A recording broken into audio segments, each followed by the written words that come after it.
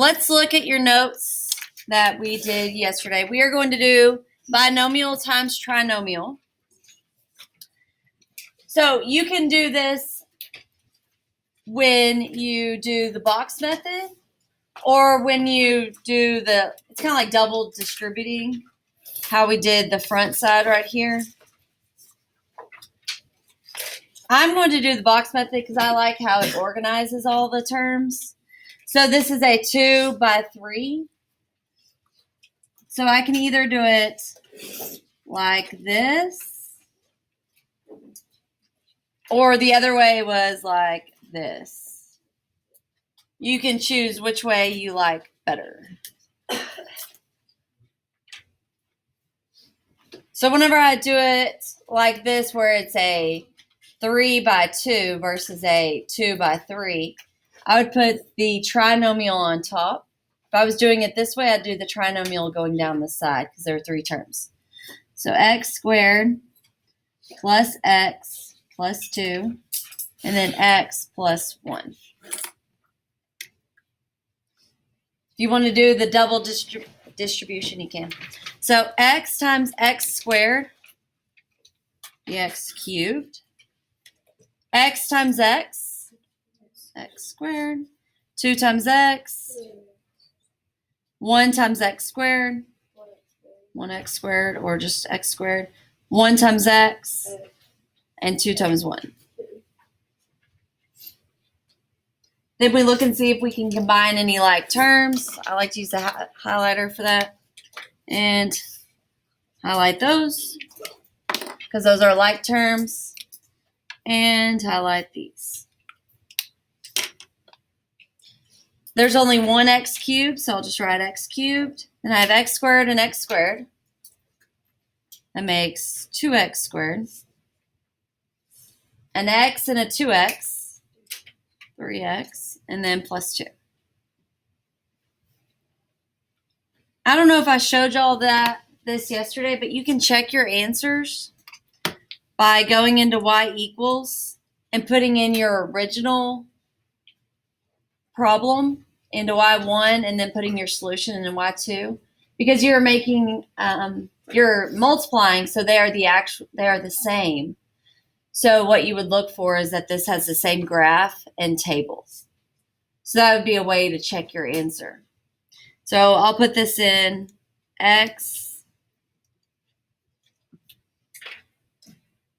plus 1. Oh, I forgot the parentheses.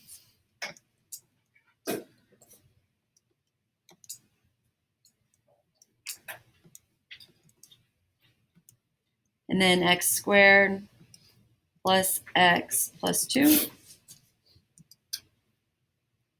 And then the other one would be x to the third power plus 2x squared plus 3x plus 2. So when you put that into y equals, you could look at the graph.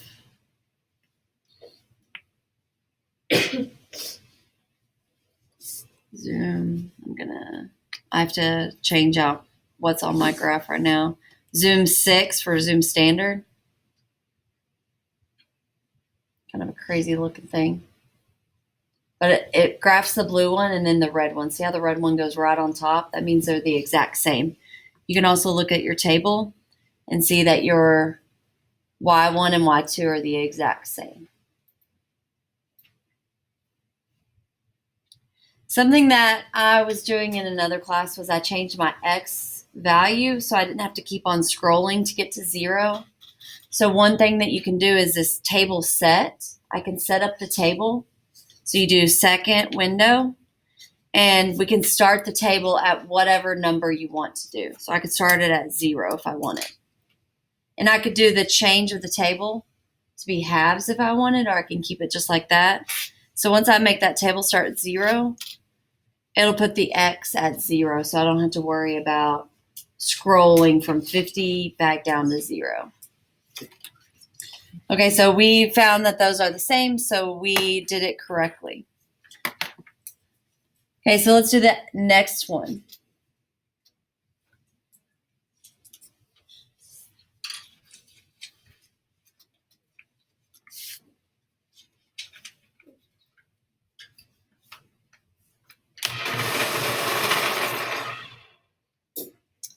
x times x squared is x cubed. X times x is x squared.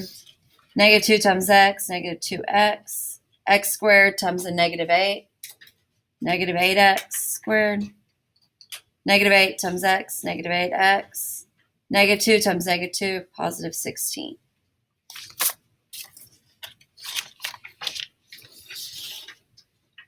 So then combine your like terms.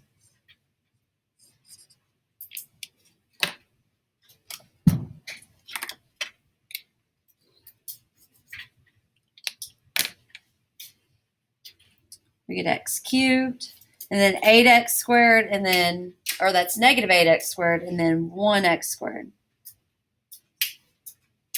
Negative 7x squared. Negative 8x and a negative 2x. Negative 10x, and then plus 16.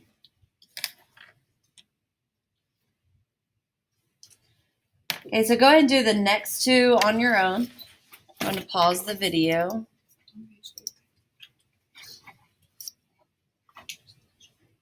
Okay, let's see how you did. I'll show you my notes with my answer. See if y'all agree on these two. I did these as a 2 by 3, but it should work out the same.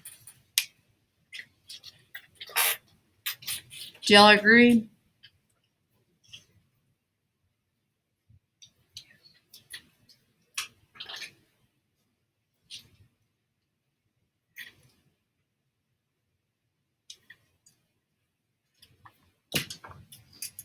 How did y'all do? Is it a little tricky? No? Thumbs up if you got them right.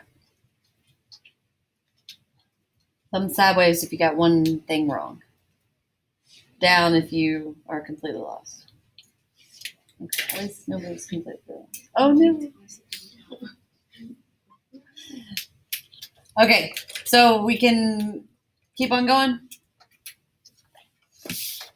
All right, this is another one. This will be what you see more in Algebra 2. So if you do have something like this, what would your box be? Yeah, 3 by 3, and you'd still do the same thing. We're not going to do that. We're going to skip it. Now let's keep on moving. Okay, calculating area. Find the area of a square with a side length of x minus 3. So it's saying we have a square that's x minus 3 and x minus 3. How do we find the area of that? Yep, we're just multiplying.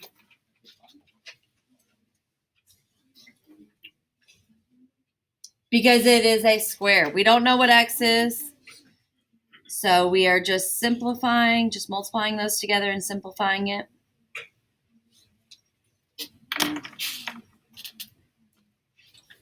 So x times x is x squared. Negative 3 times x. 3x, negative 3 times x. Negative 3 times negative 3. Positive 9, yeah. Combine those. X squared minus 6x plus 9.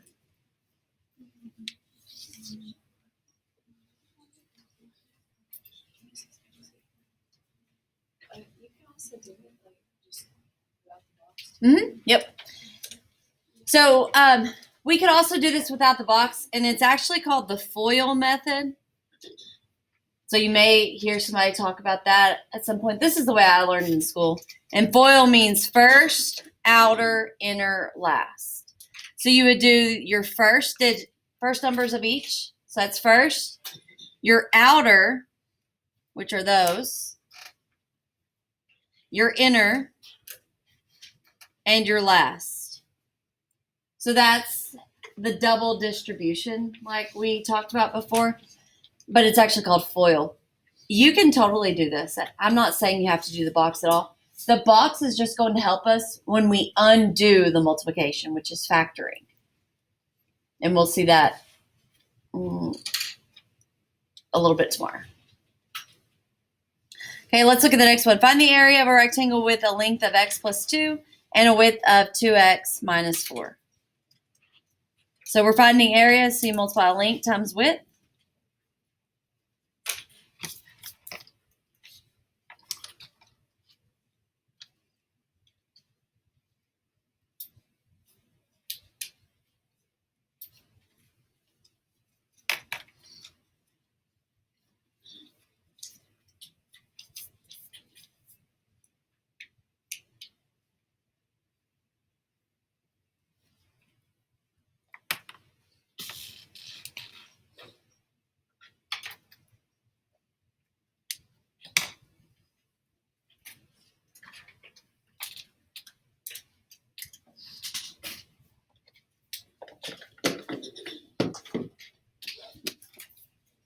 So it's 2x squared. What happens to a 4 and a negative 4x? So it's just minus 8. All right, the next one. Find the area of a triangle with a height of x plus 6 and a base of x plus 4. How do you find area of a triangle? Y'all remember? Half base times height.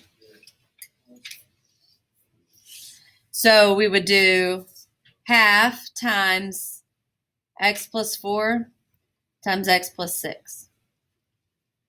With multiplication, the order doesn't matter. So we could do our multiplication in any order. I really don't like dealing with fractions if I can avoid it. So I'm going to actually multiply these first and then take half.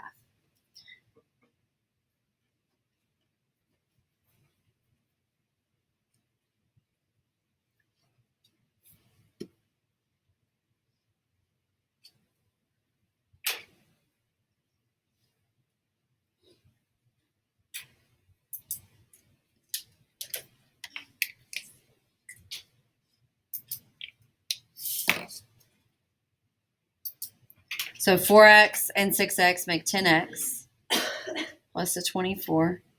And we need to find half of that. Because it's half times whatever this is. Well, that is x squared plus 10x plus 24. So we need to distribute the half. Half times x squared would just be half x squared. Half times 5x, times 10x, I gave you all the answer, 5x. And then half times 24 plus 12.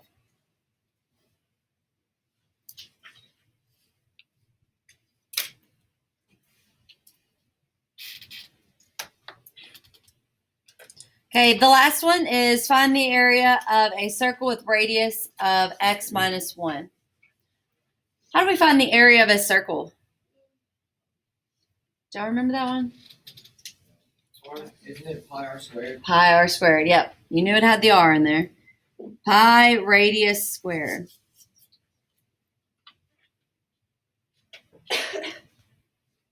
So we'd put pi times radius, x minus 1, squared.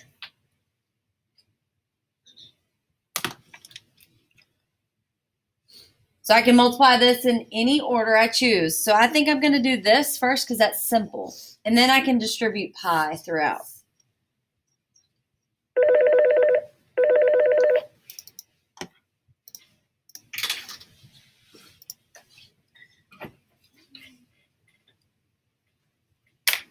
So x times x squared, negative 1 times x, negative 1x, negative 1 times x, negative 1x, negative 1 times negative 1 is a positive 1. Then we combine our negative 1x's. So it's pi times x squared minus 2x plus 1.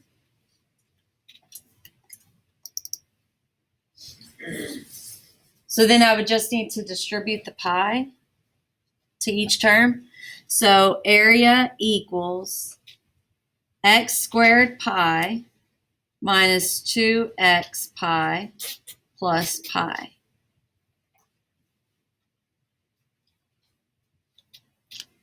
And I should put over here x equals. So all we did on that last step was distribute the pi.